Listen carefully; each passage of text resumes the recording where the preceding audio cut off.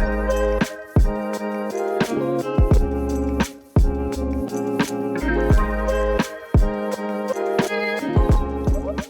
a licensed clinical social worker at Thriveworks in Chesapeake, Virginia, and we are going to be talking about eating disorders and disordered eating. I know you're thinking like, oh man, that's a crazy topic. What is she going to be talking about? So we're going to touch on a little bit of everything. I'm going to talk to you about some of the main eating disorders that are showing up right now. We're going to talk about how eating disorders impact marginalized people. We're going to talk about body image. We're going to talk about health at every size and intuitive eating and so many more things. And I hope you enjoy all of it. All right, so let's talk about the main eating disorders that are coming up right now. So I'm going to start with anorexia. This is kind of like the tried and true. Everybody kind of understands about this eating disorder and what it is. It's pretty big in pop culture, and we tend to think of it as really thin, younger white women having this disorder. Realistically speaking, it impacts all kinds of people and all kinds of bodies. So some of the big markers of someone who is struggling with anorexia are going to be usually lower body weight. But what we're seeing now is that those restrictive behaviors can be seen in people with larger bodies. But most of the time, they're going to have a little bit of a lower body weight. They're going to have an extreme fear of gaining weight. So they'll be really obsessed with kind of the weight that they're at, the weight that they want to be at, and how much weight that they're gaining based off of what's going on. And there's going to be a lot of restriction in their eating if they eat at all. So noticing that this person, like maybe when you go out, they don't ever really eat, or they drink a lot of coffee instead of having meals, or, they're kind of just having a few pieces of food every day, and they're probably meticulously calculating the calories and what that looks like. Those are some of the big markers of someone who is struggling with anorexia. Some of the other things that come along with that are definitely going to be a brain fog. So they're going to be a little bit cognitively struggling. They're probably going to have a hard time with concentrating and kind of getting tasks completed. And then cognitive distortions are a big one. So a lot of times these individuals are in smaller bodies. They do tend to be very thin, as we like to see them, but they're not going to see themselves that way. It's going to be really hard for them to truly understand what their bodies look like. And so we call that cognitive distortions, which are different than body dysmorphia.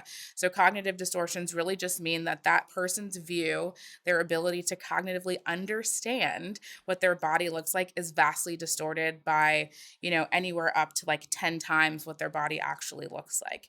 So it can create a lot of these issues. And so, especially with kids, you're going to probably notice that they're going to be eating a little bit less, or, they're not taking their lunch to school, and, things of that nature, or saying they're full when they haven't eaten that much. It's kind of the same thing for adults. It tends to really kind of stay the same across the board. Anorexia realistically now has nothing to do with actual weight. It's really about the behaviors around that and what that looks like.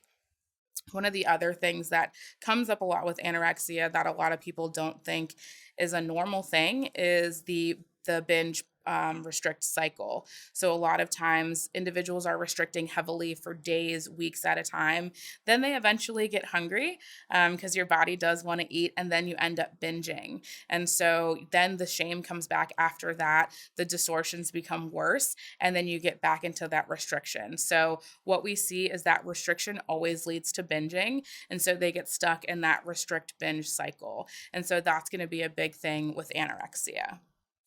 To tack on the back of that, we're going to talk a little bit about orthorexia, which is a little bit newer. It's not in like any diagnostic manuals, but it's pretty well accepted in the eating disorder community. And this is usually a precursor to anorexia. So orthorexia is really just the obsession with healthy foods and healthy lifestyles. So this is a person who maybe refuses to eat anything processed, like anything that's not raw, and they're very meticulous about the things that they're eating, that they have to be healthy. And these are people who really live a lifestyle of lots of exercise, lots of healthy eating. They're not probably drinking or like having sodas or anything like that. And they're really, really stuck on what that looks like. It can also look like over-exercising, specifically in men and teen boys. We see that a lot. So the desire to be very ripped and have big muscles creates some of this like orthorexic thinking where they have to be be this way in order to feel healthy, in order to feel good about themselves. And so, again, we're talking about those cognitive distortions, inability to really see your body how it is, or just having no worth in your current body and needing it to get to a better place by engaging in these healthy behaviors. And so you're going to see it probably a lot of isolation with these people because realistically, they don't want to do anything that you want to do. They don't want to get pizza. They don't want to be in places where they're going to be tempted to have processed foods or anything like that. And they're probably spending a lot of time in the gym or doing healthy activities. And so their social lives do tend to go down, and they do tend to focus more on, again, being at the gym or having their smoothies or, getting that raw, clean diet in. And so a lot of times that turns into anorexia because so many food groups get cut out that even things that we would consider traditionally like healthier foods, like even like vegetables and things like that, do have carbs and they do have sugars. And so they start weeding out all of the foods that they think are bad for them.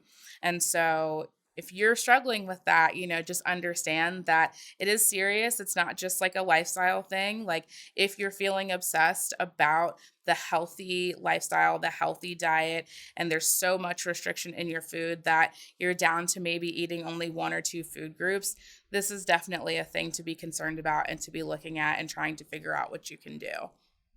All right, so let's talk about bulimia. That's probably the other big one that a lot of people know. And it's really seen a lot as just you're going to eat and then you're going to, purge and vomit as the way of purging. But there's a lot of other ways to purge. And so I just want to make sure that people know that it's not so pigeonholed. And so bulimia is really marked by episodes of binging, which is eating larger than normal amounts of food in one sitting, and then trying to burn those calories off after that. And so the way that people burn those calories sometimes can be vomiting. It can also be taking laxatives or other diuretics, and it can also look like exercise. And so those are the big ways that people are going to try to manage that calorie intake. So if you find yourself in one sitting eating a lot and you're just kind of going through and, having many helpings of something or finishing full boxes of cereal and like full bags of bagels and stuff like that, and right after all of the shame kind of wells up and you're like, I have to get rid of all of this, I don't want this anymore, then that's probably what we're looking towards. And so you're looking at trying to really have the calories that you bring in go back down to nothing. And, even though you're intaking thousands and thousands of calories a day. And so it tends to be that it happens on a daily basis. And this is really a really difficult thing because these people are actually eating. So when you are bulimic, you are eating. And so there's not a lot for people to really be upset about, it seems like, because you're eating and that's what you should be doing. But specifically for younger kids, they're eating a lot of those groceries that are being bought. They're hoarding this food. And so it creates a lot of concern. And so it can create a lot of conflict in their life and in relationships that you're having because you're spending a lot of money or you're hiding a lot or you're getting just annoyed that people are noticing these things about you. And, eating disorders in general are a lot about lies and, hiding. And so when you're brought to light, it really does start to feel overwhelming. And that comes up a lot for people who are bulimic because it's hard not to notice when someone is eating a lot of food and then trying to burn those calories. So next we're going to talk about binge eating disorder. I think this one has maybe become a little bit more popular with like my 600-pound life and things like that. But people who have binge eating disorder are not all overweight. And that is the big distinction that I want to make. So people in larger bodies can have binge eating disorder, but if you have it, that doesn't mean you're in a larger body. And so realistically, what it looks like is you're just eating large amounts of food in one sitting, and then you're not burning those calories off. And so that's also marked by, right after you're eating, lots of shame and guilt and isolation. And so People who have binge eating disorder tend to eat in private, or they'll eat one meal in front of people and then go and eat more on their own. These are people who are stopping at multiple restaurants to get, a lot of amount of food, eating it before they come home and hiding the trash, and those kinds of things. And so in front of people, they tend to eat what would be like a normal amount or even a less than average amount. And then in secret, they are eating large quantities of food. And so again, this creates a lot of isolation, lots of shame, lots of guilt. The self-esteem, for folks with people who have binge eating disorder, much like all the other eating disorders, is pretty low. But because it's so isolating and you do so many things in secret, and you're carrying around all of these burdens, it does tend to impact that a little bit more. And so a lot of the depression comes and sits right in a line with binge eating disorder because of the shame and guilt that comes with that. Something to remember if that's what you've got going on is like utilizing your support system. And we'll talk a little bit more about that, but that's kind of how that works. And then the last one, which is a little bit unorthodox, is going to be pica. And so pica is an eating disorder where you are taking in items that have no nutritional value.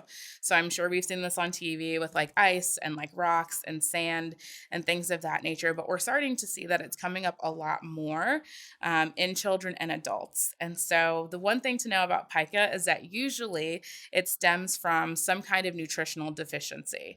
And so your body is wanting something, you're not sure how to get it, and so you're looking to get it in a lot of different ways. So it tends to start in kids, and they're kind of eating these things, and then it becomes kind of a comfort and coping thing. And so we'll see a lot of anxiety tends to be coupled around pica, where you're eating these things to make you feel better. It becomes calming because you've been doing it for so long, and it makes you feel good. Again, you're still ingesting things, so we're getting those feel good hormones, and all of that is happening. One of the big things for pica is making sure that you are seeing a medical professional, an actual doctor, so that you can make sure that all of your blood work is in line. So seeing where that deficiency lies and being able to replace those non-traditional edible items with things that you actually need, such as vitamins, or replacing that with actual food where you can get those vitamin from, to make sure that you are doing the best that you can to keep yourself from eating these objects that are technically inedible, because it does cause a lot of health issues over time. It can create issues with the stomach, the intestines, depending on what you're eating, your esophagus, and even just the inside of your mouth, to be continuing to eat these things that are inedible.